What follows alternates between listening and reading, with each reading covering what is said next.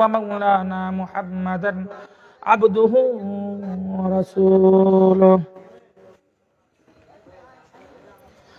اللهم صل صلاة كاملة وسلم سلاما تاما على سيدنا محمد الذي تنحل به العقد وتنفرج به القرب وتقضى به الحوائج وتنال به الرغائب وحسن خواتم ويستسقى الغمام بوجه الكريم وعلى آله وصحبه في كل لمحة ونفس بعدد كل معلوم لك أما بعد فأعوذ بالله من الشيطان الرجيم بسم الله الرحمن الرحيم ولله العزة ولرسوله وللمؤمنين ولكن المنافقين لا يعلمون وقال الله سبحانه وتعالى في آية الأخرى وقرن في بيوتكن ولا تبرجن تبرج الجاهلية الأولى وقال النبي صلى الله عليه وسلم من عاد لي وليا فقد آذنته بالحرب وقال النبي صلى الله عليه وسلم من قال لا إله إلا الله فدخل الجنة وقال النبي صلى الله عليه وسلم من ترك صلاة متعمدا فقد كفر بارك الله تعالى في فرقانه الحميد وتبارك الله تعالى في محدث حديث الشريف বসন্তপুর উত্তরপাড়া বাইতুন নূর জামিয়া মসজিদের উদ্যোগে আয়োজিত নওজোয়ান ইয়াং সোসাইটিদের কর্তৃক আলোচনার এই মাহফিলের সম্মানিত সভাপতি, প্রধান অতিথি এবং আমন্ত্রিত উলামায়ে কেরাম, ছোটখাটো আলোচক হিসেবে আমাকেও রাখা হয়েছে। সামনে উপবিষ্টিত আমার ইসলাম প্রিয় তৌহিদি জনতা, আল্লাহ পাক রব্বুল আলামিনের নিকট লাখো কোটি শুকরিয়া জ্ঞাপন করি যে আল্লাহ পাক রব্বুল আলামিন আমাকে আপনাকে দেশের এক অরাজকতার মধ্যস্থল থেকে ফিরিয়ে আমার সোনার বাংলা খুনিদের হাত থেকে রক্ষা করে উলামায়ে কেরামদেরকে শান্তিতে বসবাস করবার মতো সুবর্ণ সুযোগ দান করে এবং বাংলার প্রত্যন্ত অঞ্চলগুলোতে কথা বলবার সুবর্ণ সুযোগ দান করেছেন। এজন্য দিল থেকে শুকর আদায় করে আলহামদুলিল্লাহ। প্রশ্ন আসতে পারে, হুজুর মাহফিলের শুরুতে এত ভয়ঙ্কর শব্দ চয়ন করলেন, আসলে যাদের মাথার মধ্যে গিলু নাই গোবর আছে তারা এটাকে ভয়ঙ্করই মনে করে। কথা ঠিক? এতগুলো আমার মায়ের তাজা লাশ পড়বার পরও এরা যখন চিন্তা করে আমার আপার দোষটা কি, তখন আমরা তারা বলি যে তাদের মাথার মধ্যে গোবরই আছে। কথা ঠিক না বেঠিক? মুহতারাম হাজরিন, সেই সমস্ত জালেম স্বৈরাচার হাত থেকে গোটা দেশটাকে উন্মুক্ত করে নতুন ভাবে স্বাধীন করে শহীদ আবু সাইদ আর মুগ্ধের রক্তের বিনিময়ে আমরা এই বাংলাদেশের মধ্যে কোরআন এবং হাদিসের কথা বলার সুযোগ পেয়েছি। এজন্য আমরা শহীদদের প্রতি কৃতজ্ঞতা জ্ঞাপন করে মাদ্রাসার ছাত্র সহ যারা শাহাদাত বরণ করেছে, আল্লাহ প্রত্যেকের কবরকে জান্নাতের সর্বোচ্চ মাকাম বানিয়ে দেন। আমি আল্লাহ পাক রব্বুল আলামিনের পবিত্র কালামুল্লাহ শরীফ থেকে কয়েকটি আয়াত তেলাওয়াত করেছি, উপস্থাপনা করেছি, আবৃত করেছি। বিশ্ব মানবতার মুক্তির দূত সাইয়্যিদে বুলদ আদম নবী আরবি সাল্লাল্লাহু আলাইহি ওয়াসাল্লামের বাছাইকৃত হাদিস সমূহ থেকে কিছু হাদিসের টুকরো উপস্থাপনা করেছি। রব্বে করিম তিনি তার কুদরতি শক্তির মাধ্যমে আমাকে কিছু শক্তি আনায়াত ফরমান, তো আমি আপনাদের সামনে আলোচনা করার চেষ্টা করব। আমা তৌফিক ইল্লা বিল্লাহ। তো মুহতারাম হাজরিন, আল্লাহ পাক রব্বুল আলামিনের পবিত্র কালামুল্লাহ শরীফ থেকে যে আয়াতগুলো তেলাওয়াত করেছি, এই আয়াতগুলো বুঝবার আগে আমি আপনাদেরকে বলি, আমাদের বাংলাদেশের মধ্যে যখন 5 তারিখের আগস্টের সময় গণ আন্দোলন শুরু হয়েছিল, ছাত্র ভাইয়েরা যখন আন্দোলন করেছিল, যাদের মাধ্যমে আমরা স্বাধীনতা পেয়েছি, আজকে কুমিল্লাতে এসেও কথা বলতে পারতেছি, কোনো ধরনের বাধা নাই। তো এই যে সুবর্ণ সুযোগ পেয়েছি, যারা আন্দোলন করেছিল, বরং তো দেখি এরা পাকিস্তান থেকে আসা কোনো রাজাকার, ইন্ডিয়া থেকে আসা কোনো রাজাকার, এরা কারা? এটা আপনাদের সন্তান, আমাদের ভাই, আপনাদের ভাতিজা। কথা ঠিক? এখন কথাটা বুঝেন, যারা আন্দোলন করেছিল, এই আন্দোলন করবার সময় আমাদের এই ছাত্র ভাইয়েরা কিন্তু রাজনৈতিক কোনো ইস্যু নিয়ে কিন্তু তারা মাঠের মধ্যে কোনো আন্দোলন করে নাই। ওরা যখন আন্দোলন করতেছিল জামাত ইসলামের পক্ষ থেকে তারা কোনো দাবি উঠায় নাই। ওরা যখন আন্দোলন করতেছিল আমাদের মজলুম উলামায়ে কেরামদের পক্ষ থেকে তারা কোনো দাবি উঠায় নাই। আরে ওরা যখন আন্দোলন করতেছিল আমার নবীর ইজ্জত রক্ষা করবার কোনো দাবিও তারা উঠায় নাই। ওরা যখন আন্দোলন করতেছিল আমার নবীর খাতমে নবুয়ত সংরক্ষণ করবার জন্য কোনো দাবিও তারা উঠায় নাই। কিন্তু ওরা আন্দোলন কেন করেছিল? ওরা আন্দোলন করেছিল ওদের কিছু মেধাবী যৌক্তিক দাবি ছিল, নিজেদের নৈতিক আদর্শ পরিবর্তন করার জন্য ওরা আন্দোলন করেছিল। ওরা যৌক্তিক দাবি জানিয়েছিল আমরা দেশের মধ্যে জীবিত থাকা অবস্থায়, মেধাবী ছাত্র দেশের মধ্যে থাকা অবস্থায় মানিকগঞ্জ থেকে এক ন্যাংটা নর্তকী মহিলা রাতের বেলায় 10 পুরুষের বিছানা গরম করে দিনের বেলায় সংসদে গিয়ে উলামায়ে কেরামদেরকে মিশকাত আর বুখারী শরীফের 10 দিবে, এটা বাংলাদেশের ইমামদাররা কোনোদিন বরদাস্ত করবে না। কথা ঠিক না বেঠিক? ছাত্র ভাইয়েরা যৌক্তিক আন্দোলন করতেছিল আমরা মেধাবী ছাত্র দেশের মধ্যে জীবিত থাকা অবস্থায় উত্তরবঙ্গ থেকে এক গণ্ড মূর্খ মহিলা সংসদে গিয়ে বাংলা রিডিং পড়তে পারবে না, এটা আমার বাংলাদেশের মানচিত্রের কলঙ্ক ছাড়া আর কোনো কিছুই হতে পারে না। কথা ঠিক না বেঠিক? এই দাবি নিয়ে যখন তারা মাঠের মধ্যে আসলো, কুমিল্লার মানুষ চিন্তা করতেছে কিরে আমি চান্দিনা থেকে পাহাড়ের মাটি কেটে জমিনে ফেলাই, জমিনের মাটি নিয়ে পাহাড়ে ফেলাই, মাথার গামগুলো পায়ের মধ্যে ফেলে আমি আমার সন্তানকে ঢাকা শহরে পড়াশোনা করাই, আর আমার সেই ঘাম ঝরানো টাকা দিয়ে আমার সন্তান পড়াশোনা করে ঢাকা শহরে গোল্ডেন A+ এর তালিকায় উত্তীর্ণ হয়ে MBBS ডাক্তার ইঞ্জিনিয়ার পাশ করে দিন শেষে বিদেশে গিয়ে মানুষের গোলামি করবে, এই জন্য তো আমি বাবা মেহনত করি না। এটা যখন সকলে বুঝে আসলো, সবাই বুঝলো যে ছাত্ররা তো যৌক্তিক দাবি জানিয়েছে, ওদেরকে পাখির মতো গুলি করা হচ্ছে কেন? এই জন্য সাধারণ পাবলিক সহ সমস্ত উলামায়ে কেরাম 5 তারিখের আগস্টের সময় ঐক্যবদ্ধ হয়ে একটা স্লোগান দিয়েছিল, আর কোঠার আন্দোলন হবে না।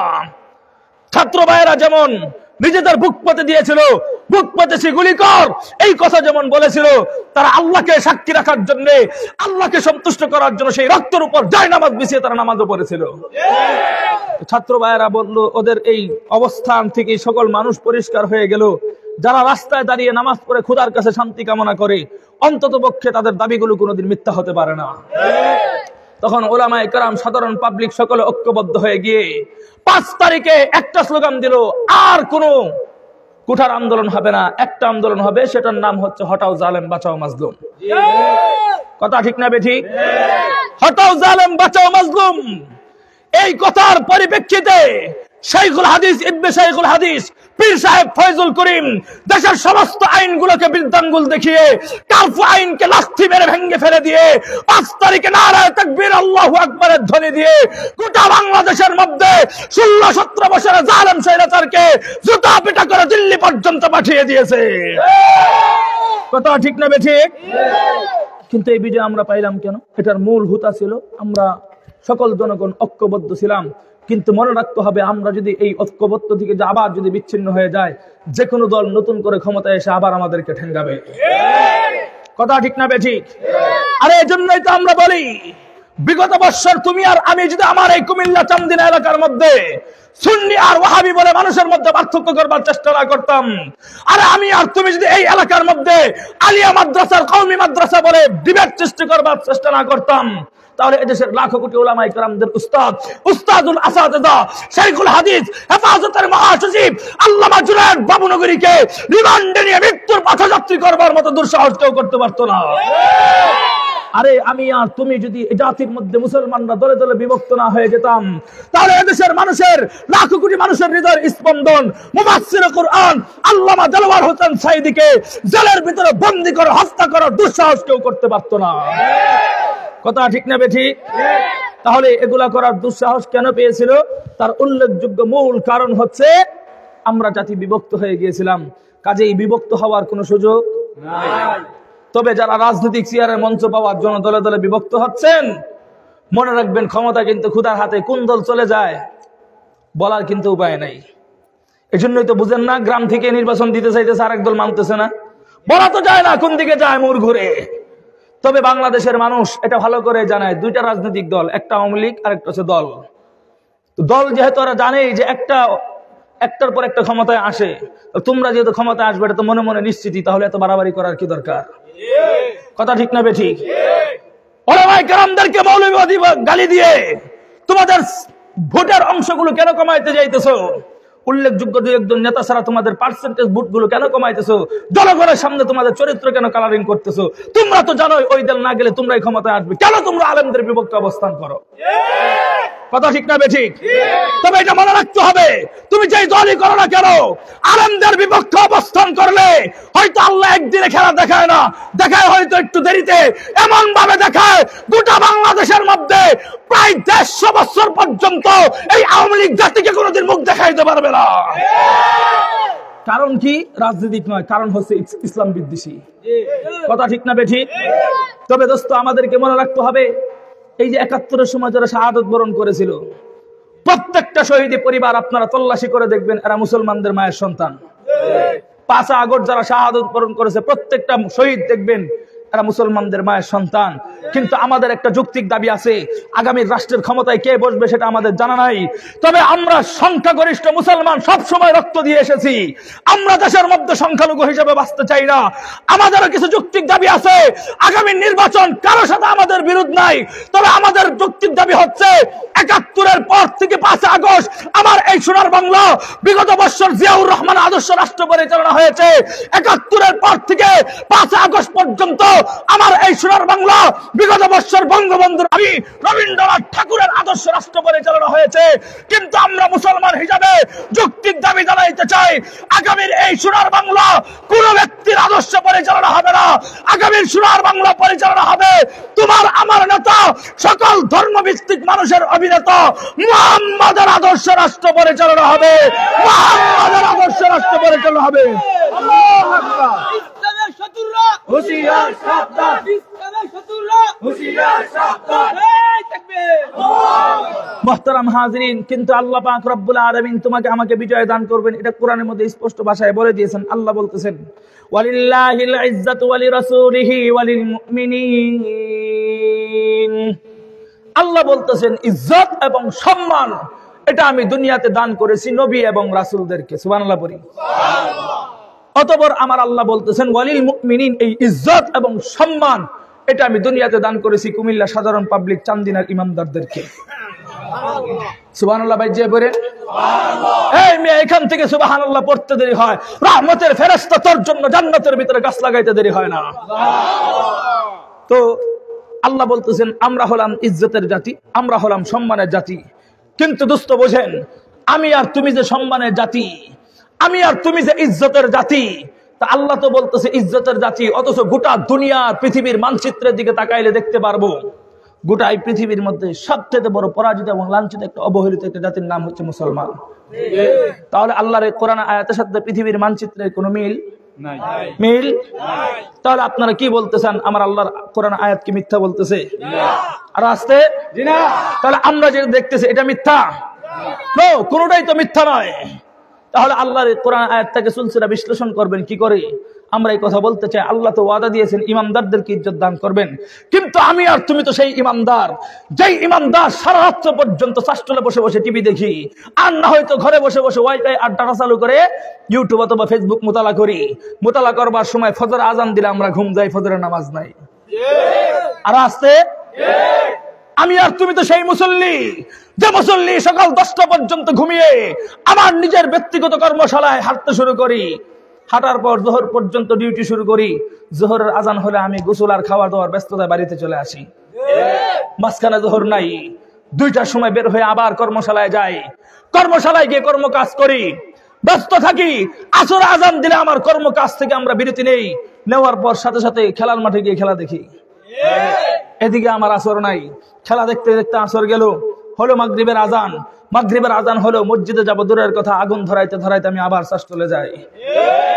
আমি আর তুমি তো সেই মুসলমান, চাষটলে গিয়ে বসে বসে মাগরিবের নামাজে না গিয়ে কয়েকজনে মিলে আগুন ধরায় আর বসে বসে চিন্তা করে, কিরে বসন্তপুর মসজিদের ইমাম সাহেবকে আজকে জোহরের নামাজ ঠিকভাবে পড়াইছে, আছে না নাই?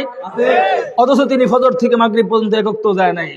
এরপর মাগরিব থেকে আবার টিভি দেখতে শুরু করে, এশারের সময় সাউন্ড কমায় দেয়।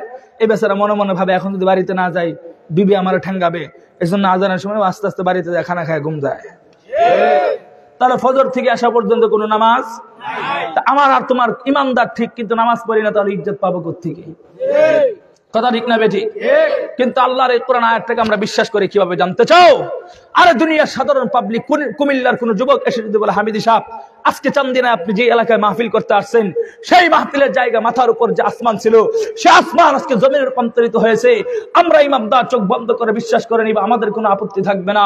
আবার যদি কেউ এসে বলে, হামিদি সাহেব আজকে যেখানে মাহফিল করতে আসছেন, সেই মাহফিলের জায়গাটাতে প্যান্ডেলের নিচে যে জমিন ছিল, সেটা আজকে উল্কা হয়ে আসমান রূপান্তরিত হয়েছে, আমরা ইমানদার চোখ বন্ধ করে বিশ্বাস করে নিব, আমাদের কোনো আপত্তি থাকবে না।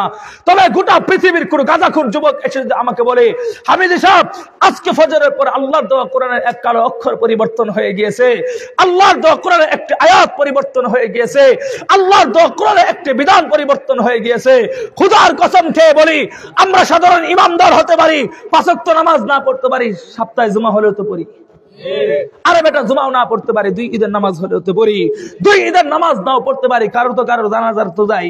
এতটুকু ইমানের বলিয়ানে বলবো, হুজুর নামাজ না পড়তে পারি কিন্তু ইমানের শক্তি যতটুকু আছে সেই শক্তির বলিয়ানে উচ্চারণ করব, হুজুর গর্দান থেকে মাথা আলাদা হয়ে যাবে, শহীদ হব, শাহাদাত বরণ করব, কোশ্চিন কেন ওই গাঁজাখুরের বক্তব্য আমরা কোনোদিন বিশ্বাস করতে পারি না। এটা আমাদের ইমান, এটা আমাদের আল্লাহর প্রতি ভালোবাসা। কিন্তু দোস্ত বুঝেন, আল্লাহ যে তোমাকে আমাকে ইজ্জত দিবেন, এটা দেওয়ার ক্ষেত্রে আমার আল্লাহর কিছু নিয়ম আছে না নাই?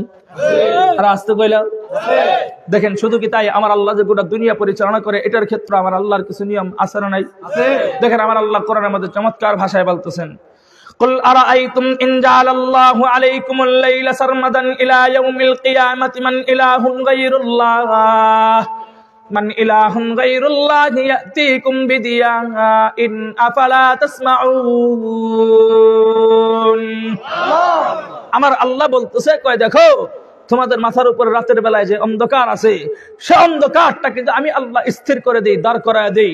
পৃথিবীতে এমন কোন খোদা আছে যেই খোদা এই রাতের অন্ধকারকে দূর করে দিয়ে তোমার আমার ব্যবসা বাণিজ্যের জন্য, তোমার আমার অটো চালানোর জন্য আবার দিনের আলোকে তোমাদের মধ্যে ফিরিয়ে দিবে, এমন কোন খোদা আছে? না। আমার আল্লাহ আবার বলতেছে, কয় দেখো তোমাদের মাথার উপরে দ্বিপ্রহরে যে সূর্যটা উঠে, এই সূর্যটা ঠিক মাঝখানে উঠবার পরে আমি আল্লাহ যদি স্থির করে দেই, মজবুত করে দেই, পৃথিবীতে এমন কোন খোদা আছে যেই খোদা এই দিনের আলোটাকে সরিয়ে দিয়ে তোমার আরামের ঘুম, পশু পাখিদের আরামের ঘুম, নিদ্রার ঘুম ঘুমানোর জন্য আবার তোমাদের মধ্যে রাতের অন্ধকারকে ফিরিয়ে দিবে, এমন কোন খোদা আছে? এখন মহিলাদের মতো আস্তে করে আওয়াজ দিয়ে বলবেন, বলেন তো দেখি সন্ধ্যার সময় সূর্যটাকে ডুবিয়ে দেন কে? আল্লাহ। আরো আসতে বলেন কে? আল্লাহ। ফজরের সময় উদিত করেন কে? আল্লাহ। ও দোস্ত, মাটির গভীর নিচ থেকে নলকূপের মাধ্যমে তোমার জন্য আমার জন্য বিশুদ্ধ পানি পান করার জন্য পানির ব্যবস্থা করে দেয় কে? আল্লাহ। ও দোস্ত, তোমার আমার ধান ক্ষেতের মধ্যে যখন বৃষ্টির প্রয়োজন হয়, গোমতী নদীর ওই পানিগুলো, মেঘনার ওই পানিগুলো কুদরতি বাষ্পের মাধ্যমে আকাশের মধ্যস্থল পর্যন্ত পৌঁছিয়ে মেঘমালা জমাটকিত করে তোমার আমার ধান ক্ষেতের মধ্যে বৃষ্টি বর্ষণ করে দেয় কে?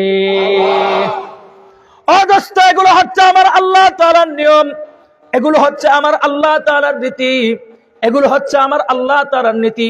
এই নীতি শুধু আজকের জন্য নয়, আদিকাল থেকে চলছে, আজও চলবে, কালও চলবে। খোদার কসম খেয়ে বলি, কিয়ামত পর্যন্ত এভাবেই চলতে থাকবে। দুনিয়ার কোন কুলাঙ্গার উপদেষ্টা মাহফুজুল হকের কথায় আর তসলিমা নাসরিনের কথায় আমার আল্লাহর দেওয়া নিয়মের মধ্যে কোনোদিন কোনো পরিবর্তন আসবে না। কথা ঠিক না বেঠিক? ও দোস্ত, এগুলো হচ্ছে আমার আল্লাহ তাআলার নিয়ম। তো আল্লাহ যেহেতু দুনিয়া পরিচালনা করার কিছু নিয়ম আছে, তো আল্লাহ যে তোমাকে আমাকে ইজ্জত দান করবেন, এটা দেওয়ার ক্ষেত্রে আমার আল্লাহর কিছু নিয়ম আছে না নাই? দেখেন, তা আমার আল্লাহর কিছু নিয়ম আছে। তা আমার আল্লাহ তোমাকে কিভাবে আমাকে ইজ্জত দান করবেন, এটা কোরআনের আয়াত থেকে আমি সুন্দরভাবে আপনাদেরকে বিশ্লেষণ করে বুঝাই। দেখেন, আল্লাহ বলতেছেন, কুতিলা আসহাবুল উখদুদিন নারি যাতিল ওয়াকুদি ইয হুম আলাইহা কুউদ।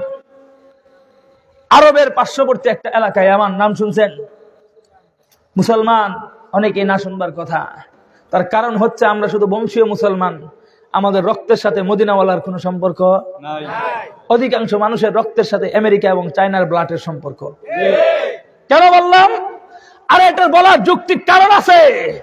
আরে চান্দিনা শহরের মধ্যে আর কুমিল্লা শহরের মধ্যে আমাদের মুসলমানদের মেয়েরা যখন গেঞ্জি আর প্যান্ট শার্ট পরে ঘুরে, তখন আপনারা কি একটু বলতে পারবেন ওদের রুচি বলতে কিছু থাকে? তুমি মুসলমানের সন্তান, বুরকা না পড়তে পারিস, তোর ব্যর্থতা, তোর কষ্ট হয়, শালীন পোশাক তো পরবি। কথা ঠিক না বেঠিক? গেঞ্জি আর প্যান্ট পরে যে চলো, এটার দ্বারা পরিষ্কার বোঝা যায় তুমি বংশীয় মুসলমান হলে তোমার রক্তরা মুসলমানদের নয়, সবগুলোই ইহুদি আর খ্রিস্টানদের দেওয়া রক্তের পাপ। কথা ঠিক না বেঠিক? কিন্তু এই কথাগুলো বলতে গেলে আমাদেরকে অনেকে আক্রমণ করবে, আমরা নাকি নারী বিদ্বেষী। কি বিদ্বেষী? আমরা নাকি উগ্রবাদী, আমরা নাকি নারীদের বিরুদ্ধে কথা বলি। তবে এখন সময় এসেছে কথা বলার। কথা ঠিক না বেঠিক? সমাজে একটা বাক্য আছে দেখবেন, খুব সুন্দর প্রচলিত হয়, চোরের মার বড় গলা। চোরের মার কেন? ওরা চুরি করে আর চিল্লায় আবার আমাদেরকে। তো ওরা কি বলতে চায় জানেন? আমরা নাকি হুজুররা নাকি নারী বিদ্বেষী, আমরা নাকি হুজুররা নাকি নারীদেরকে সামনের দিকে আগাইতে চাই না, ওরা নাকি বহুদূর আগায়া দিছে। হ্যাঁ, সত্যি নারীদেরকে আগায়া দিছে। আমাদের ঢিলা ঢালা পোশাক গুলো ওরা খুলে নিয়ে নারীদেরকে স্টেন পোশাক পরাইছে। আগাইছে কতদূর পর্যন্ত? আমার একটা বোনকে জাহান্নামের দরজা পর্যন্ত পৌঁছায় দিয়েছে, ওরা এতটুকু আগাইছে। কথা ঠিক না বেঠিক? এখন কথাটা বুঝেন তো। এখন চোরের মার বড় গলা, ওরা যে আমাদেরকে বলতো আমরা নাকি নারী বিদ্বেষী, মূলত নারী বিদ্বেষী কে এটা একটু আপনারা চিনে রাখেন, তাহলে হয়তো আগামী প্রজন্ম আপনাদের সন্তান হয়তো আমাদেরকে আর কাউকে গালি দিবে না। কারণ ওরা বুঝে না বিদায় গালি দেয়। আপনারা বুঝেন, আমার নবী যখন দুনিয়াতে আগমন করে ওই সময়টাকে বলা হয় জাহিলিয়াতের যুগ। কিসের যুগ? জাহিলিয়াতের এই যুগের মধ্যে কিছু ধর্মাবলম্বী ছিল, গ্রিক ধর্মের অনুসারী। ওই যুগের মানুষগুলা নারীরা সমাজের মধ্যে সম্মান পাবে তো দূরের কথা, নারী যে নারী সেটাও কোনোদিন সমাজের মধ্যে পরিচয় দিতে পারে নাই।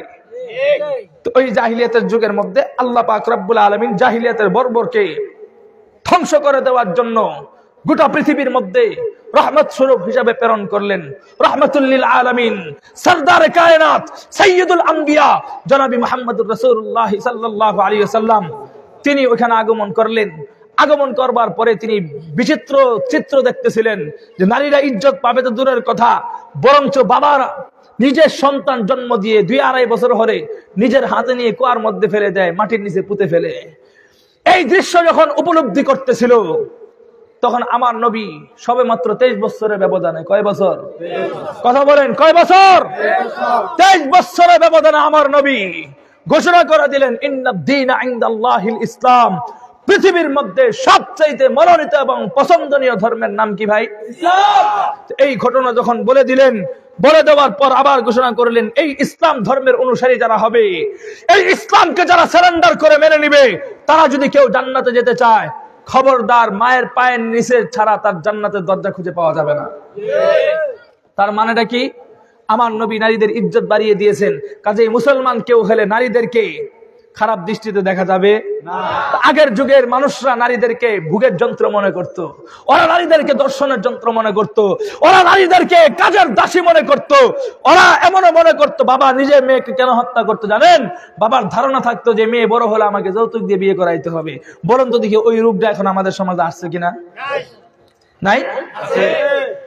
কথাটা বুঝেন তো। সেই যুগ এখানে এসে পড়েছে। তো আগে মানুষ ধারণা করত নারীদেরকে ভোগের যন্ত্র, কিন্তু আমার নবী নারীদের ইজ্জত হেফাজতের জন্য পরিষ্কার ঘোষণা করলেন কোন মুসলমানের মায়ের সন্তান যদি জান্নাতে যেতে যাও, তুমি তোমার মায়ের পায়ের নিচে জান্নাতকে খুঁজে নাও। তাহলে বোঝা গেল নারী সম্মানিত একজন ব্যক্তি। নারীকে বাঁকা চোখে দেখলে জান্নাতে যাওয়া সম্ভব না। এখন নারীর ইজ্জত হেফাজতের জন্য, নারীর নিরাপত্তা দেওয়ার জন্য আমার নবী স্বামীর ব্যবস্থা করলেন। এখন কোন মেয়ের যদি স্বামী মারা যায়, তার যদি সন্তানও থাকে, বিধবাও থাকে, সে তো বাংলাদেশে এখন এমন একটা যুগ তৈরি হয়েছে, টাকা হইলে নাকি 95 বছরের বুড়াও নাকি 18 বছরের যুবতী বিয়ে করে। অথচ আমাদের সমাজের ডিভোর্সি মেয়ে আর বিধবা মেয়েগুলো এখনো 6-7 বছর ধরে স্বামী ছাড়া সংসার করে। কথা ঠিক? এখন কথা বুঝেন, এই যুগের মধ্যে এগুলা বুঝা রেখে কোন একজন মহিলার স্বামী যদি মারা যায়, সে যদি বিধবা হয়ে যায়, সেও যেন নিরাপত্তাহীন ভাবে না ঘুরে, সেও যেন যৌবনের চাহিদা মিটাইতে হোটেলে না ঢুকে, সেও যেন যৌবনের চাহিদা মিটাইতে গার্মেন্ট সেক্টরে কথা বলে অন্য পুরুষদের সাথে মেলামেশা না করে। এই জন্য আমার ইসলাম একজন পুরুষকে 4টা নারীর দায়িত্ব বহন করার অনুমতি দিয়েছেন। কথা ঠিক না বেঠি? এই একাধিক বিয়ের বিষয় তোর মগজের ভিতরে না ঢুকলে বেটা তুই চুপ থাকবি, আল্লাহর এই বিধান নিয়ে কথা বলবার তোর কোনো অধিকার নাই। কথা বুঝেন তো, পরিষ্কার বুঝেন। এখন নারী সেফটি দিলেন, সেফটির পরে এখন নারীর চরিত্র যেন যুবকরা যেন খাবারের দৃষ্টিতে না দেখে, নারী এটা খাবারের যন্ত্র, এটা যেন যুবকরা এভাবে না দেখে, এই জন্য নারীর মুখের মধ্যে হিজাব মারলেন। হিজাব মারার পর নারী সম্পূর্ণ সেক্রিফাইস করে তার ইজ্জত রক্ষা করার জন্য ব্যবস্থা করলেন। এটা করে দিয়েছেন আমার নবী, নবী পর্যন্ত করে দিয়েছেন। এখন নারীরা ইজ্জত পাইতেছে আলহামদুলিল্লাহ। কিন্তু সেই পশ্চিমা দূষররা, সেই আবু জাহালের উত্তরসূরিরা, সেই জাহিলিয়াতের যুগের বর্বরতা সাক্ষ্যদানকারী, তাদের পক্ষপাতিত্ব উত্তরসূরিরা, ফেরাউনের দূষররা, আজকে তারা আমাদের মেয়েগুলোকে বীজ বুনিয়ে দেয়। হুজুররা যা চিল্লানোর চিল্লাক, তোমরা আমাদের সংস্কৃতিতে চলো। হুজুররা তো আর চিল্লাতে কি করবে, নারী বিদ্বেষী হবে, তোমাদেরকে সামনের দিকে আগাইতে চায় না। এই কথা বলে ওরা নারীদেরকে ঘর থেকে বের করে কি করে জানেন? কি করে জানেন? নারীদেরকে ওরা এখন হোটেলে রিসেপশনে চেয়ারে বসায়া 150 টাকার খাবার ওরা 8,500 টাকা বিক্রি করে। কথা ঠিক না বেঠিক? নারীদেরকে এখন পুরুষের খাবারের যন্ত্র বানিয়ে দিয়েছে। নারীদের সৌন্দর্য উপলব্ধ করে আকাশে উড়বা, ওদেরকে বলা হবে বিমানবালা। আর আসতে বলে নারীদেরকে টুপ বানিয়ে রাখা হয়েছে। সংবাদ পত্রিকায় যত সুন্দর মহিলা বসায় দিবা, মানুষ হা করে তাকায় তাকায় দেখবে, তোমার দর্শক বেশি হবে। কথা ঠিক না বেঠিক? এই জন্যই তো এখন ফেসবুক আর ইউটিউবের মধ্যে বউ ব্যবসায়ী। কি ব্যবসায়ী? বেটা, বউ ব্যবসায়ী করার চাইতে মা বাবার রক্ত বেচে ব্যবসা করে খা, সব হবে। কথা ঠিক না বেঠিক? মুহতারাম হাজরিন, তো ওরা বলতে চাইলো আমরা নাকি নারী বিদ্বেষী, অথচ আজকে ওরা নারীদেরকে ঘর থেকে বের করলো। বের করার পর আমার ইসলামের একাধিক বিয়েটাকেও বন্ধ করে দিল, রাষ্ট্রীয়ভাবে নিষিদ্ধ করলো, আর রাষ্ট্রীয়ভাবে অনুমোদন দিয়ে দিল। প্রত্যেকটা হোটেলে হোটেলে, প্রত্যেকটা হোটেলে হোটেলে ওরা অনুমতি দিয়ে দিল। সেখানে তারা নিরাপত্তা ভাবে একজন আরেকজনের যৌন চাহিদা পূরণ করে, রাষ্ট্রীয়ভাবে কোনো বাধা নাই। কিন্তু আমার সমাজের একটা যুবক যদি 2টা বিয়ে করে, ওরা সমাজে কেউ জায়গা দেয় না। তাহলে কাহিনী কি হলো? চোরের মার বড় গলা। ওরা নারীদেরকে ঘর থেকে বের করে নারীদেরকে এখন পুরুষের খাবারের যন্ত্র বানিয়ে দিয়েছে। বলবেন হুজুর খাবারের যন্ত্র কিভাবে হয়? আমি এটা তোমাকে বলি, অন্য কাউকে তার ভুলে সবকিছু তার মাহফিলে বলে বোঝানো যায় না। তুমি একটা যুবতী নারীর দিকে যখন খোলামেলা চলে, তুমি যেই দৃষ্টিতে তাকাও, মনে রাখো তোমার আপন বোনরা যখন যায়, তোমার বন্ধু বান্ধবরা ওই দৃষ্টিতেই তাকায়। তাহলে তোমরা হয়তো রাস্তার মধ্যে শীষ মারো, আরো একজন শীষ দিলে আরেকজন করে দেওয়া ঠিকই আছে, একটু সুন্দর করে দিতা। কিন্তু খবরদার, দেখেন আমার ইসলাম কত সৌন্দর্য দিয়েছে। যেই দুষ্টামি গুলা এই যুবক গুলা করছে, এই যুবক যে আবার রাস্তাতে যাইতে সময় দেখে কোন একটা যুবক মহিলা মাদ্রাসা ছাত্রীদেরকে দুষ্টামি করার চেষ্টা করতেছে, বুকে হাত দিয়ে কথা বলতে পারি, ওরা আগে কি করছে ওটা ভুলে যাবে, রাস্তার কোন বাঁশ অথবা ডাল পালে একটা মাথা শোয়াই দিবে। কেন? যুবকরা এটা বিশ্বাস করে আমরা ধর্ম পালন না করতে পারি, কিন্তু ধর্মের বিশ্বাস আমাদের ভিতরে আছে। এখন আপনারা বলেন তো দেখি, পর্দা পরনেওয়ালা মহিলারা বেশি সম্মানিত না খুলনেওয়ালা মহিলারা বেশি সম্মানিত? এখন তুমি পর্দা করবা কি করবা না, সেটা তোমার ব্যক্তিগত ব্যাপার। কথা ঠিক না বেঠিক?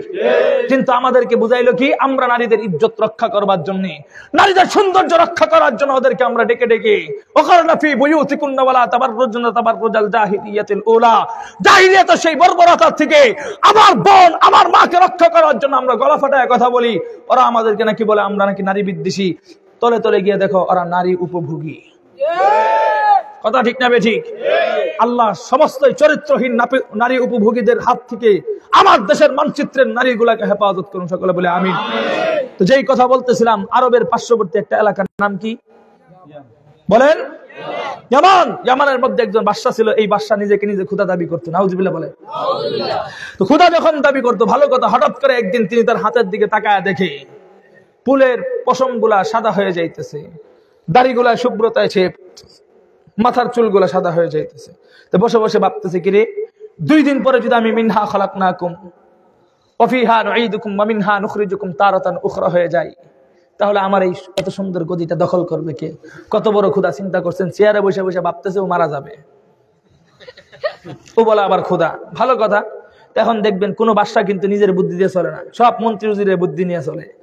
মন্ত্রী উজিরের বুদ্ধি নিলেও সবাই ডাইকে কিন্তু আবার সবার বুদ্ধি নেয় না, নির্দিষ্ট কয়েকজন মন্ত্রীর বুদ্ধি নেয়। কথা ঠিক না বেঠিক? তো ওই জমানায় উনি সব মন্ত্রীদেরকে বঙ্গভবনে তলব করলেন। তলব করবার পর ওনার একটা কাছের মন্ত্রী ছিল জন্মান্ধ। কি অন্ধ? কথাটা মনে রাখেন, কি অন্ধ? তো আমাদের দেশের খুনি সরকার যিনি ছিলেন, ওনারও একটা কাছের লোক ছিল, নোয়াখালীতে বাড়ি। কথা ঠিক না বেঠিক? চিকন চিকন বুদ্ধি দিত। কি বুদ্ধি? চিকন বুদ্ধি। বুঝেন, স্টেজের মধ্যে মানুষ ওইটা বুঝাই হয়ে যেত, সামনে কোনো লোক থাকতো না, চিৎকার করতে স্মার্ট বাংলাদেশ বলতে দেরি হতো, স্টেজ ভাঙতে দেরি হতো না। চিকন বুদ্ধি দেওয়ালা লোক, তার কাছে একজন ছিল জন্মান্ধ। কারণ ওরা আবার সবার পরামর্শ নেয় না। খোদার কসম খেয়ে বলি, সব মন্ত্রীদের কিছু না কিছু পরামর্শ নিলে আমাদের দেশে 5 আগস্ট দেখতে হতো না। এখন কথাটা বুঝেন। জন্মান্ধ বলতেছে, কি সমস্যা? সমস্যা হচ্ছে আমি যে বুড়া হয়ে যেতেছি, আমি যে কদিন পরে মারা যাই, আমার গদি দখল করবে, ওইটা নিয়ে টেনশন করতে, টেনশনের কোনো বিষয়। আমি ওবায়দুল কাদেরের মতো একজন প্রতিচ্ছবি থাকতে তোমার এত টেনশন কিসের? তো বলতেছে, কি পরামর্শ? পরামর্শ হচ্ছে তুমি তোমার গদি টিকায় রাখার জন্য তোমার এলাকা থেকে ছোট্ট একটা বালকের ব্যবস্থা করবে, যেই বালক প্রতিনিয়মিত তোমার কাছে এসে কোরআন শিখবে, তোমার কাছে এসে কুফরি তন্ত্র মন্ত্র শিখবে, জ্যোতিষী বিদ্যাগুলো শিখবে, প্রতিনিয়মিত এগুলো শিখবে। দিন শেষে ওর মাথার ব্রেনটা এরকম ক্লিয়ার থাকবে, কোনো কিছু দেওয়ার আগে মুখস্থ করে ফেলে, ইশারা দেওয়ার আগে বুঝে ফেলে।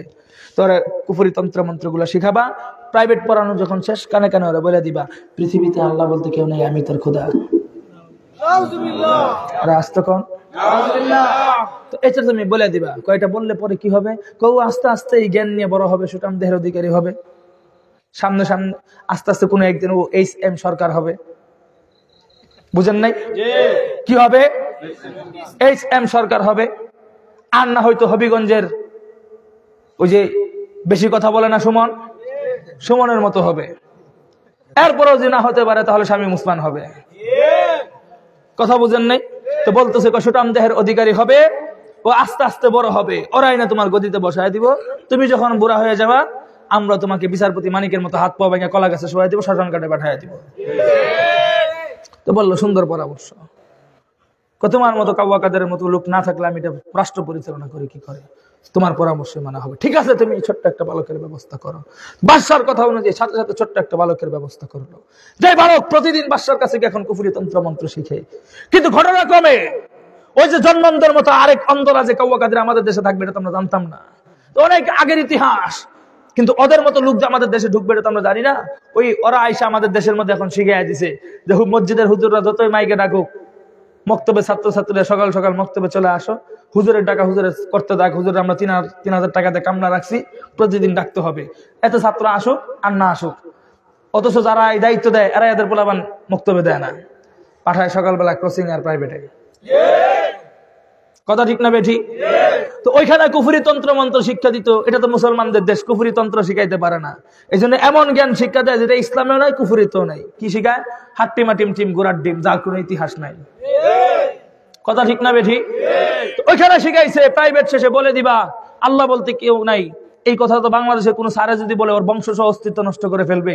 এই জন্য ডাইরেক্ট বলে না, কানে কানে বলে, এই চান্দিনার আব্দুর রহমান, তুই কিন্তু আদম থেকে সৃষ্টি না বানর থেকে সৃষ্টি। বিষ কিন্তু একটাই মারছে। কথা ঠিক না বেঠি? কাহিনী চলতেছে এভাবেই। এখন তো প্রতিনিয়মিতই ছোট্ট বালক যখন ওখানে যায়, তো যাওয়ার পর হঠাৎ করে আসা যাওয়ার পথে দেখে বিশাল বড় একটা গির্জা দেখা যায়। কি দেখা যায়?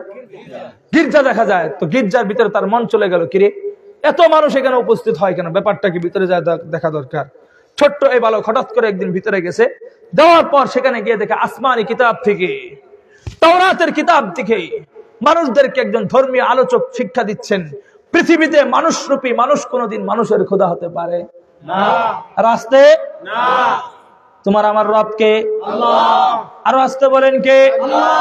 তোমার পা থেকে মাথা পর্যন্ত সৃষ্টি করে দিয়েছেন কে? আল্লাহ। যেই জবানে চিৎকার করে আল্লাহ আল্লাহ বলতেছো, সেই জবান তৈরি করে দিয়েছেন কে? আল্লাহ। যেই পা দিয়ে হাইটা হাইটা আজকের মাহফিলে তুমি উপস্থিত হয়েছো, সেই পা তৈরি করে দিয়েছেন কে? আল্লাহ। যেই 2 হাত দিয়ে তুমি তোমার কর্ম পরিচালনা করো, সেই 2 হাত তৈরি করে দিয়েছেন কে? আল্লাহ। ও দোস্ত, তোমার বডি থেকে মাথা থেকে পা পর্যন্ত যা আছে সবকিছু তৈরি কর্তা এবং সৃষ্টিকর্তাকে আল্লাহ। আমাদের যুক্তি তো এটাই আসে, কোরআন হাদিসের প্রয়োজন হয় না, নিজের মেধায় এই কথা বলে। বলেন তো দেখি, এগুলা সৃষ্টি করার পিছনে নাকি তোমার বাবার কোনো হাত আছে? না। তোমার বাবা শুধু তোমাকে প্রসেসিং করে জন্মই দিতে পেরেছে। তোমার শরীরের বাঁকা একটা পশম তৈরি করার তোর বাবার কোনো যোগ্যতা নাই। তাহলে বেটা যুক্তিতে আসে আমাদের এই কথা, কোরআন হাদিসের তো প্রয়োজন হয় না। আমার বাবা যেহেতু আমার শরীরে একটা বাঁকা পশম তৈরি করতে পারে নাই, কাজেই আমি মুসলমান। আমার পা থেকে মাথা পর্যন্ত যিনি সৃষ্টি করেছে, আমি তাকে ছাড়া দুনিয়ার কোন ভণ্ড বাবা কেল্লা বাবার মাজারে গিয়ে শ্রদ্ধা করতে পারি না। এটা আমার ঈমান, এটা আমার বিশ্বাস। কথা ঠিক না বেঠিক? নাকি যাবেন? মুহতারাম হাজিরিন, তো যেই কথাটা বলতে চাই দেখেন, ছোট্ট এই বালক বলল কথা তো সত্যই, মানুষ আবার মানুষের ক্ষুধা হয় কি করে, কাজেই ওরে আমরা ক্ষুধা মানতে প্রস্তুত নয়। সাথে সাথে তিনি পড়ে ফেললেন কালিমাতু লা ইলাহা ইল্লাল্লাহ, কালেমা পড়লেন। আবার ভাবতেছেন কিরে আমি তো একা কালেমা পড়লাম, কিন্তু বাকি যারা ওরে ক্ষুধা মানে এটারে বুঝাই মুখে এমনি ওদের ক্ষুধা না। তো এটা বোঝানোর জন্য ছোট্ট বালক নিয়ত করলো সর্বপ্রথম প্রতিদিন বাদশাহ দরবারে যাওয়ার আগে ওই আসমানি কিতাবওয়ালার কাছ থেকে আসমানি কিতাব শিখবো, আর ওইখানে গিয়ে পরে প্রাইভেট পড়বো। তার কারণটা কি, আসমানি কিতাবওয়ালার কাছ থেকে যে আসমানি কিতাব শিখতে থাকি তাহলে দিন দিন আমার ইমানের পাওয়ার বৃদ্ধি পাবে। এই নিয়ত করে এখন প্রতিদিন তিনি আসমানি কিতাব শিখতেছেন, আর ওইখানে যান কুফরি তন্ত্রমন্ত্র শিখেন। তো ইমানের পাওয়ার যখন বাড়তেছিল আল্লাহর ডাক দেখে, আল্লাহ আমি তো আর সহ্য করতে পারতেছি না, বন্ধরা আবার খোদা মানে কি করে, তুমি আমাকে এমন একটা হেদায়েতের রাস্তা খুলে দাও যেটা আমি জাতিকে হেদায়েতের পথ প্রদর্শন করতে পারি। আমার আল্লাহ দোয়া কবুল করে নিয়েছেন। হঠাৎ করে মনে করেন ছোট্ট এই বালক যাচ্ছে বাদশার দরবারে, যাওয়ার সময় মাঝখানে একটা চৌরাস্তা পড়ছে। কয় রাস্তা? চৌরাস্তা বুঝেন? কুমিল্লা বিশ্ব রোড। একটা দিয়ে ব্রাহ্মণবাড়িয়াতে যায়, আরেকটা দিয়ে নোয়াখালীতে যায়, আরেকটা দিয়ে চিটাগাং যায়, আরেকটা দিয়ে ঢাকা যায়। তো চৌরাস্তার মাঝখানে যখন পড়ছে বিশাল বড় একটা হিংস্র প্রাণী বসা, যেই প্রাণীটাকে ভয় করে ব্রাহ্মণবাড়িয়ার মানুষ নোয়াখালীতে ঢুকতে পারতেছে না, নোয়াখালীর ওবায়দুল কাদির 5 আগস্টের জামজটের কারণে ঢাকায় ঢুকতে পারতেছে না, এমনকি ঢাকার মানুষগুলা চিটাগাং ঢুকতে পারতেছে না, চিটাগাংয়ের মানুষগুলা কুমিল্লায় ঢুকতে পারতেছে না। এই যে একটা সমস্যায় পড়লো, সমস্যায় পড়বার কারণে হাজার হাজার মানুষের ভিড় জমে গেছে। জমে যাওয়ার পর আগে তার গাড়ি ছিল না, ছিল হচ্ছে আরোহণ, গাধা অথবা ঘোড়া থেকে নামছে। নামার পর ছোট্ট এই বালক তাকায় দেখে অনেক মানুষের ভিড়। এই ভিড় দেখবার পরে আল্লাহর দিকে তাকায়, আল্লাহ তোমার আমি খোদা মানি বহু আগে থেকেই, এটা আমার অন্তঃস্থল থেকে বিশ্বাস, কিন্তু ও যে আমাদের খোদা না এটা আমরা বিশ্বাস করব কি করে, এটা আজকে প্রমাণ করার সময় এসেছে। আওয়াজ করে বলেন আল্লাহু আকবার। প্রমাণ করার সময় এসেছে।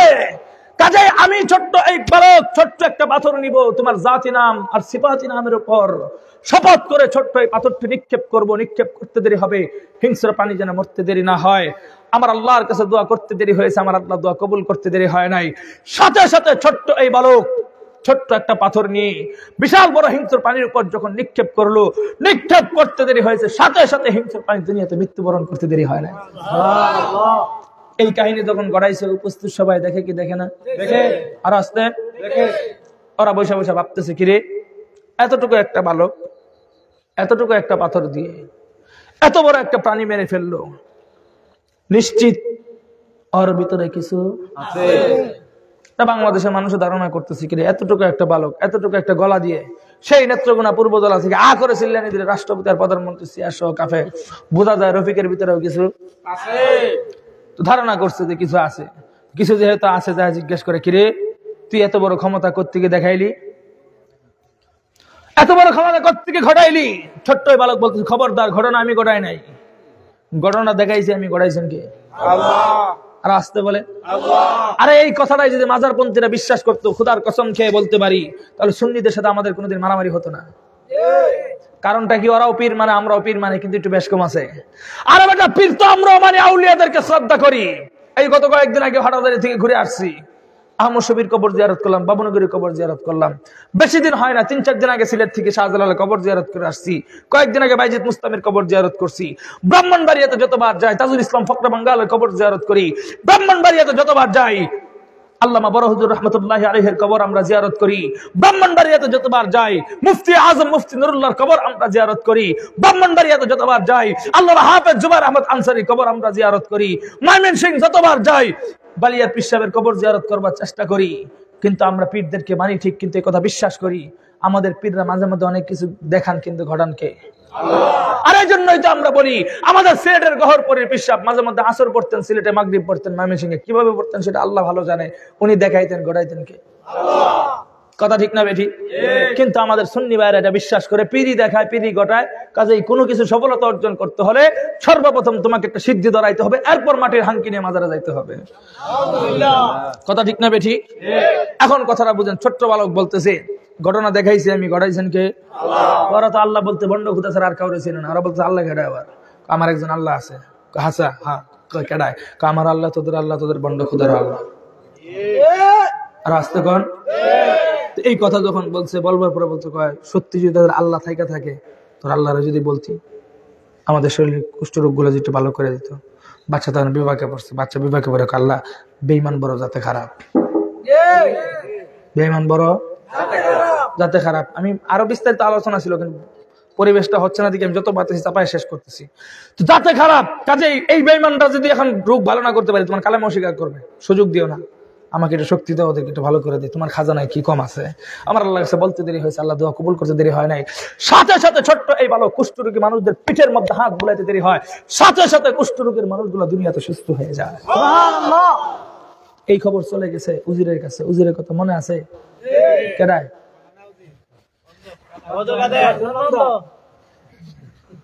কি কইছে?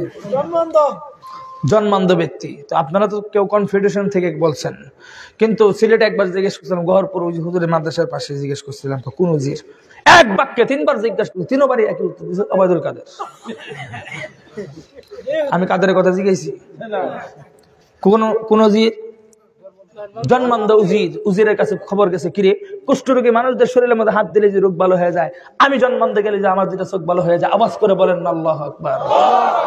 বের হয়েছে, বের হওয়ার পর মনে করেন জন্মান্ধর ওই প্যান্ডেলের বাহিরে আর ছোট্ট বালকটা এখানে বসা। জন্মান্ধ দূর থেকে চিনে ফেলছে, সুবহানাল্লাহ বলে। বলবেন হুজুর জন্মান্ধ আবার দূর থেকে চিনে কেমনে? এটা বুঝাইতে গেলে বার যাই বাবার আপনাদের উপর দিয়ে। বুঝতে চান? এই মেয়ে আমাদের এলাকায় জন্মান্ধ আছে না নাই? বোবা আছে না নাই?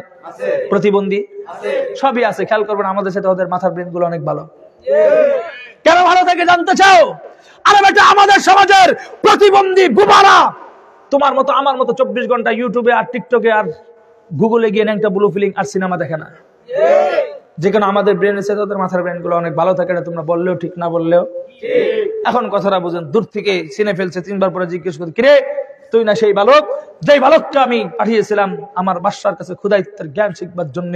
ছোট্ট বালক চিৎকার করে বলে, কিসের ক্ষুধাইত্বের জ্ঞান শিখবো, সে তো মানুষ হওয়ার যোগ্যতা রাখে না। এই কথা যখন বলছে, এখন এই অন্ধ উজির তো 16 বছর 17 বছর পর্যন্ত জনগণের দেওয়া চাল ডোল গমগুলা এর কাছ থেকে মেরে খাইছে। গায়ে একটু লাগে কি লাগে না? লাগে কি লাগে না? আর মন্ত্রীরা হয় বড় বেঈমান, ক্ষণিকের ভিতরে পরিবর্তন হয়ে যায়। কিন্তু এবার মন্ত্রীদের উপর চাপ গেছে বিদায় হয়তো পরিবর্তন হতে পারে না, কিন্তু তলেরটি পরিবর্তন হইতেছে। আগের লিগ সেই দল। কথা ঠিক? বুঝলে বুঝপাতা, না বুঝলে এখন কথাটা বুঝেন। যেই কথা বলতে চাই, তো মন্ত্রীরা বড় স্বার্থপর। মন্ত্রী চিন্তা করতেছে, কিরে ও আবার কি বলে যে একজন ক্ষুধা আছে আল্লাহ, তো সে বলতেছে কয় যা বাস যাও বাস ক্ষুধার উপর দিয়ে যাক, আমি আমার চোখ ভালো করতে পারলেই তো হয়। আছে না নাই? আরে তোমাদের কুমিল্লা চট্টগ্রাম হাইওয়েতে তো এরকম এমপি মন্ত্রী ছিল যারা তোমাদের জন্য হাজার হাজার কোটি টাকার বাজেট করে নিয়ে আসতো ব্রিজের মধ্যে ব্রিজ করার জন্য। তারা রোডের বদলে বাস ঢুকায় দিয়ে চিন্তা করছে যা বাস যাও না বাস দলের উপর দিয়ে যাক, আমি আমার বাড়ি লন্ডনে আর গুলশানে করতে পারলেই তো হয়। কথা ঠিক না বেঠিক? এখন উজিরে সেটাই চিন্তা করলো, যা বাস যাও না বাস খোদার উপর দিয়ে যাক, আমি আমার চোখ ভালো করতে পারলেই তো হয়। ওরা বলতেছে তোর আল্লাহ যদি একটু বলতে আমার চোখ দুটি একটু ভালো করে দিত। ছোট্ট বালক বলতেছে তোমার মাধ্যমে আমি এত দূর আসলাম, তোমার চোখ ভালো না করলে আমি যাবো কার কাছে? এখন আল্লাহর কাছে ফরিয়াদ করে জন্মান্ধ ব্যক্তির চোখের উপর আঙ্গুল ফুলাইতে দেরি হয়েছে, সাথে সাথে জন্মান্ধ ব্যক্তি দুনিয়া দেখতে শুরু করে দিয়েছে। এখন যারা কুষ্ঠরোগ ভালো হচ্ছে আর দুনিয়া দেখতেছে, এরা এখন ক্ষুধা মানে কারে? আরেকটু আসতে এই খবর চলে গেছে হেডকোয়ার্টার পর্যন্ত। হেডকোয়ার্টার থেকে চিন্তা করতেছে নেত্রকোনা থেকে রফিক সিল্লানি দিলে আমার গদি পর্যন্ত লড়ে, কাজে এই রফিকরা আর রাখা যাবে না। রাত 2টা হোক 3টা হোক সাদা পোশাক আর কালো পোশাক দিয়ে ধরে নিয়ে আসতে হবে। ওই যুগে তার আবার পুলিশ ছিল না, কি দিয়ে ধরে আনবে? ছিলেই হচ্ছে রাজপ্রহরী। রাজপ্রহরীদেরকে হুকুম দিল যাও ধরে নিয়ে আসো। ওরা বাদশার কথা অনুযায়ী ধরে নিয়ে আসছে। আনবার পরে জিজ্ঞেস করে স্যার কি করবো? স্যারের তো ফুল মাথা গরম। তোমরা বুঝো না কি করবা? ওবায়দুল কাদের মতো স্টেজে বইবে ললিপপ খাও। কি করবা বুঝো না? ধরে নিয়ে যাও বিশাল বড় এক পাহাড়ের উপরে। পাহাড়ের উপর নিয়ে যাবা, উপর থেকে ছেড়ে দিবে, নিচে পড়ে মারা যাবে। মারবে জালেম, রক্ষা করবেন কে? আল্লাহ। সিদ্ধান্ত কার? আল্লাহ। এজন্য তো আমরা বলি রাখে আল্লাহ, মারে কে? রাখে আল্লাহ, মারে কে? আল্লাহ পাহাড়কে হুকুম দিলে হে পাহাড় খবরদার, তোর পাহাড়ের উপরে আমি আল্লাহর এক নব ইমামদার আগমন করতেছে, ওর যেন চলছাড়া কোনো ক্ষতি না হয়। আল্লাহ সিদ্ধান্ত অনুযায়ী মাথা নত করলেন পাহাড়, সমস্ত সৈন্যবাহিনীগুলো যখন পাহাড়ের উপরে উঠলো, উঠবার পরে ছোট্ট এই বালকটাকে চুম্বুকের মতো আকর্ষণ করে ধরে রাখলো। একটা গাছকে যেমন জট লাগলে যেমন পাহাড়ের মধ্যে লটকে রাখে, এমন ভাবে ধরে রাখলো। ভিন্ন দিক থেকে এমন এক ঝাঁকুনি দিল, এক ঝাঁকুনির মাধ্যমে জালেম স্বৈরাচারের যত স্বৈরাচার ছিল সমস্ত স্বৈরাচার গুলাকে কাউকে কোনাবাড়ি গাজীপুর ফ্লাইওভারের নিচে দড়িদা বাইন্দা প্যান খুলে জুতা দিয়ে পিটাইয়া জাহান্নামের দরগা পর্যন্ত পাঠাইয়া দিল। আর আমার আল্লাহ ছোট্ট এই বালককে নিরাপদে বাদশার দরবারে ফিরাইয়া দিল। এই বাদশার দরবারে যখন গেছে, যাওয়ার পর বাদশার তো মাথা গরম, কিরে লোক পাঠাইলাম 11 জন, আসলো একজন, বাচ্চারা যে কিরে বাকি 10 জন কোথায়? তো বাদশাহ সুন্দর করে কয়, গাঁজাখোর বাকি 10 জন কোথায় জানো না? আরে একজনের খুদাই তো আসল খুদা, 10 জনের খুদা বন্ড খুদা। কথা ঠিক না বেঠিক? তো একজনের খুদা নিতেও পারে, আনতেও পারে। ভণ্ড খুদা পাঠাইতে পারছে, আনতে পারে। তো বাদশার গায়ে আগুন লাগে কি লাগে না? খুল গরম। তো গরম হয়ে বলতেছে, ওরা রাখা যাবে না।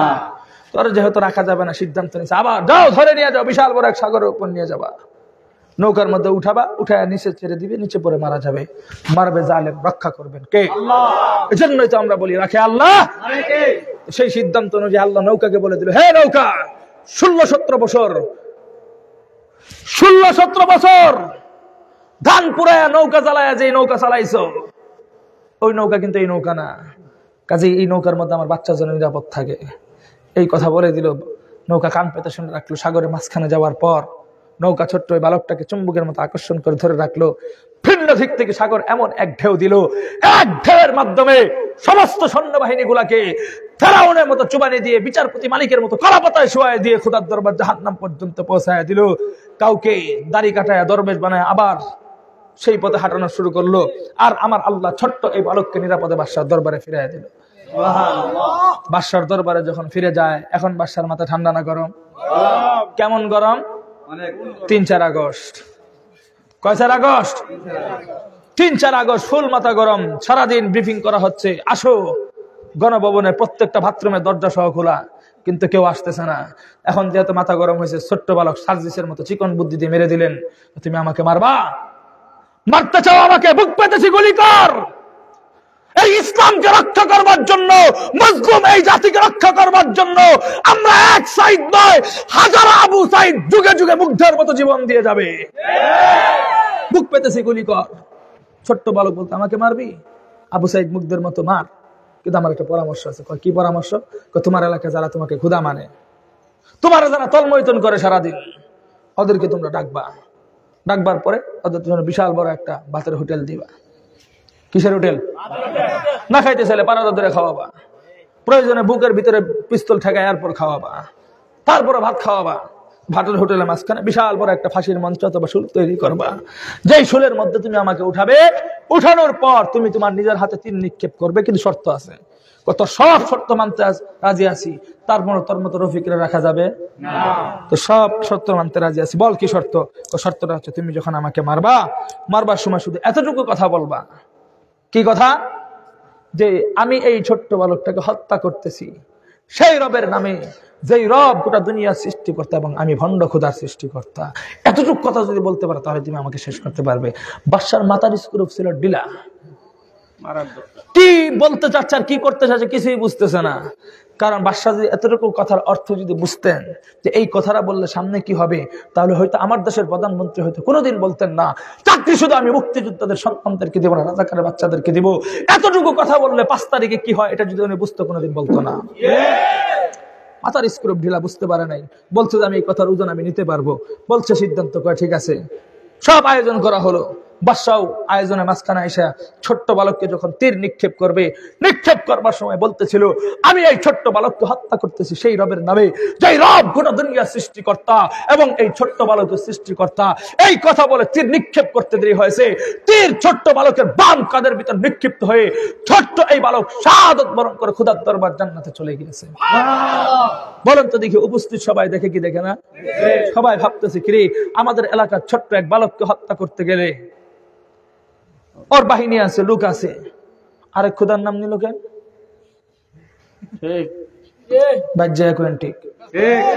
কথা ঠিক না বেঠিক? আরেক খোদার নাম যেহেতু নিছে, বোঝা যায় ও আমাদের খোদা না। হচ্ছে আসলেই বন্ড খোদা। বাংলাদেশের মানুষ একই কথা চিন্তা করলো, কিরে আবু সাইদ মুখ ধরে মারবে, র্যাব আছে, পুলিশ আছে, সেনাবাহিনী আছে, প্রয়োজনের তাকিদে কিছু মানুষ 5 আগস্টের পরে পাঁচা লড়াই বলে আমি কে তুমি কে, আনসার আনসার, এই ধরনের বাহিনীও আছে, সবই আছে। তাহলে ওদেরকে গুলি করার জন্য ইন্ডিয়া থেকে পুলিশ ভাড়া করলো কেন?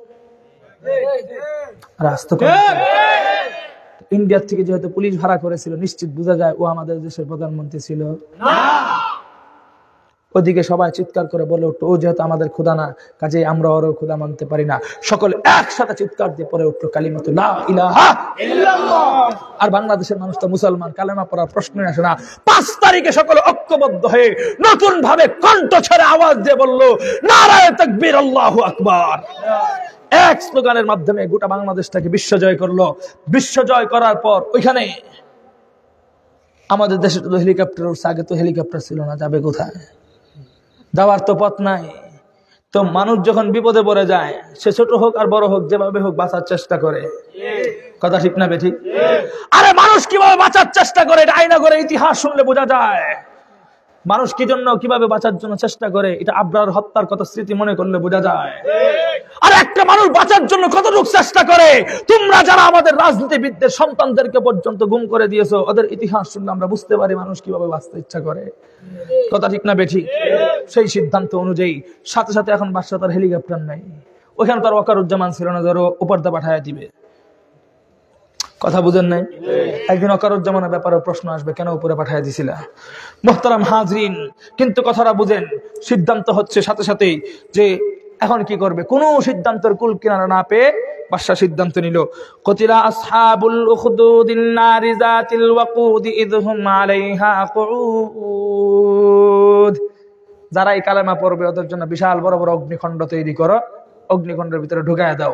বাংলাদেশের স্লোগান দিয়ে দিল, সব বাহিনীগুলোকে ডাইকা আমার গদি রক্ষা করার জন্য প্রয়োজনে 10 লাখ ফালাইয়া দাও। কথা ঠিক?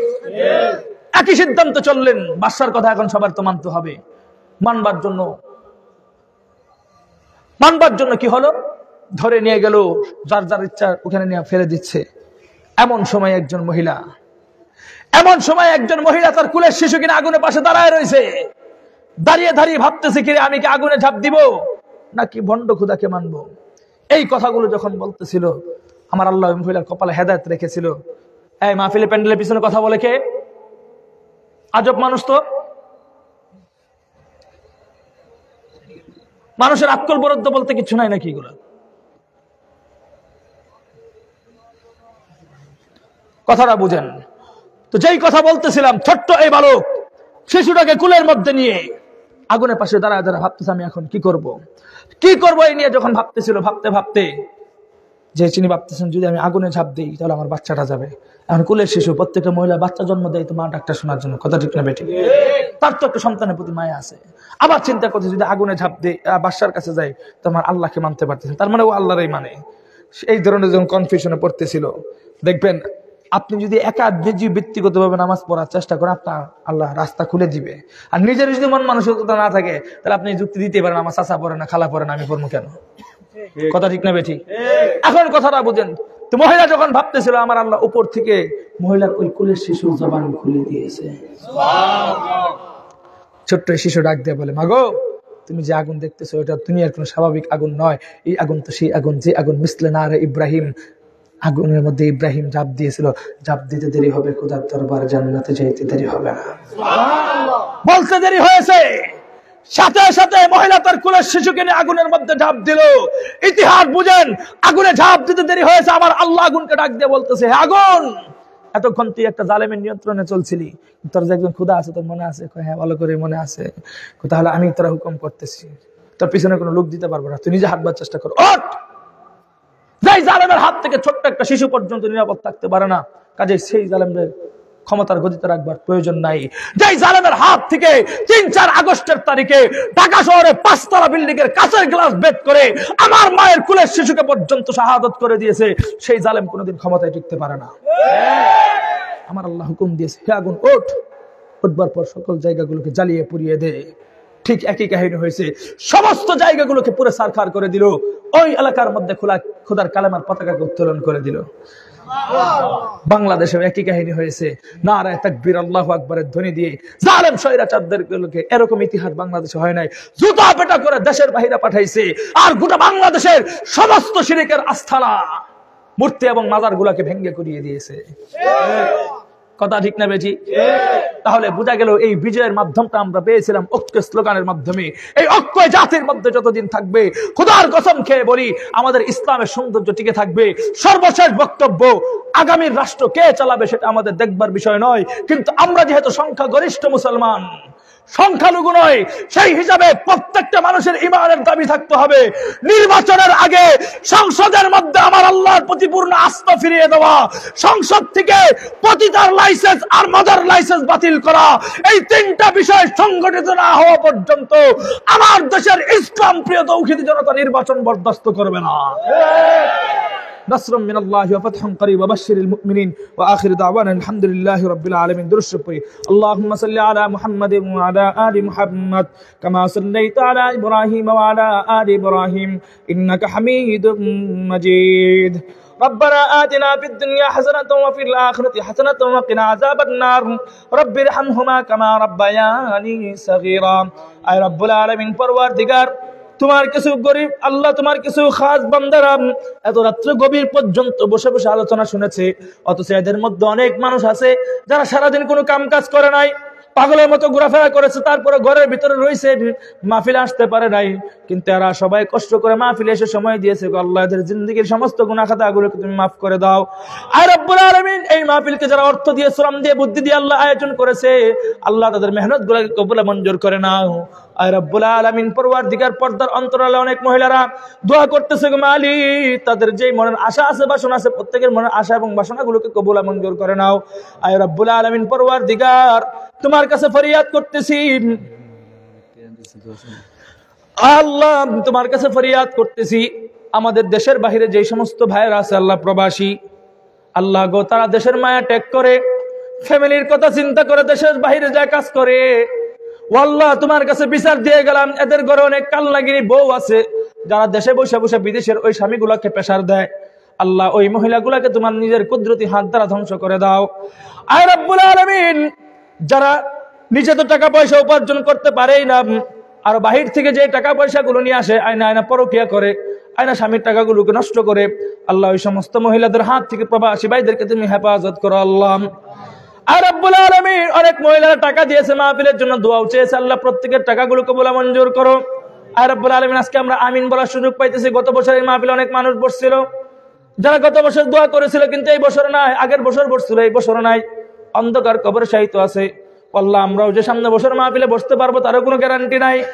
আল্লাহ গো, সর্বশেষ মাহফিল মনে মনে করে আল্লাহ তোমার কাছে ফরিয়াদ করতেছি, আমাদের গুনাহগুলার খাতার মধ্যে লেখা রাখো না, কুদরতি হাত দ্বারা জিন্দেগির সমস্ত গুনাহ খাতাগুলোকে তুমি মাফ করে দাও। আল্লাহ তোমার নবী বলেছে, এই গুনাহ নিয়ে যদি আমরা কবরে যাই, গো কবরের দুই পাশের মাটি নাকি চাপ দিয়ে বুকের হাড্ডিগুলোকে ভেঙে তছনছ করে দিবে, আমরা দুর্বল মানুষ কবরে ওই আযাব সহ্য করতে পারবো না। তোমার নবী বলেছে, এই গুনাহ নিয়ে যদি আমরা হাসরের ময়দানে যাই, মাথার অর্ধ হাত উপরে নাকি সূর্যটাকে ঢেলে দেওয়া হবে, সেই সূর্যের তাপে নাকি মাথার মগজগুলো টকবক টকবক করে গলে গলে পড়তে থাকবে গো আল্লাহ। কিন্তু আল্লাহ গো, আমরা তো শীতের দিনের মাঝখানে যে রৌদ্র উঠে সহ্য করতে পারি না। ও আল্লাহ, তুমি আমাদেরকে জাহান্নামের আযাবের কঠিন শাস্তির মধ্যে না ফেলে কুদরতি হাত দ্বারা তুমি মাফ করিয়া দাও। সাল্লাল্লাহু আলা আলিহি ওয়া আসহাবিহি আজমাইন। ওয়া আখিরি মাউতিনা ইনদাল কালিমাতি লা ইলাহা ইল্লাল্লাহু মুহাম্মাদুর রাসূলুল্লাহ। আসসালামু আলাইকুম।